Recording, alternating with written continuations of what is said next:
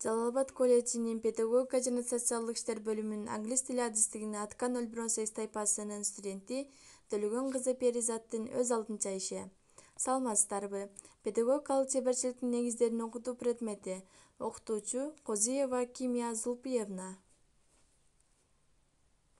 Бүгүнкү сабактын темасы педагогикалык баарлашуу.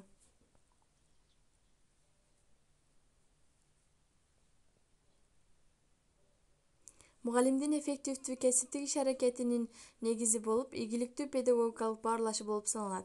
Окуучунун социалдашуусунда, инсандын өнүгүүсүндө.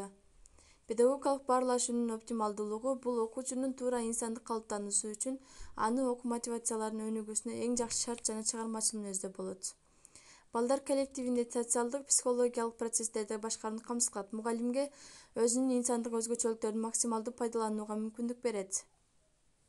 Баарлашуу стилге бөлүнөт. Биринчи стиль — баарлашуунун авторитардык стили, экинчи — демократиялык стиль, үчүнчү — либералдык стиль болуп.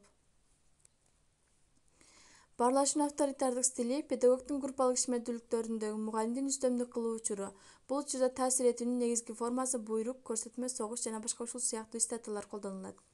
Демократиялык стиль — бул стилде педагог окуучулардын ишмердүүлүккө максаттуу, аң сезимдүү түрдө багыттап, ага жетишүүнү камсыздайт.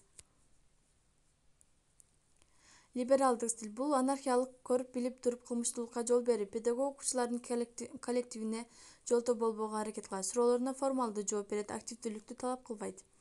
Педагогикалык баарлашуунун структурасы. Педагогикалык процесстеги педагогикалык баарлашуунун структурасы төмөнкүлөрдү өзүнө камтыйт. Прогноздоо — бул класс менен баарлашуунун коммуникативдик чабуу, класстын активдүүлүгү үчүн багытталган техникалык керектөө, өздүк презентация жана катыштык таасир болуп.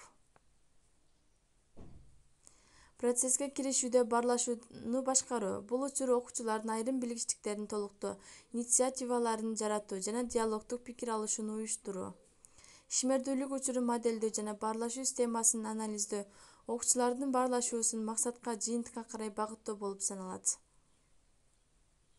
Педагогикалык баарлашуунун жана башкаруу стилдери. Баарлашууда эки тараптуу бөлүнүү бар: мамиле жана таасир этүү. Бул түштүктөр муз тоонун суу астында жана суу үстүндө бөлүктөр сыяктуу суу үстүндө бөлүгү көрүнүп турат.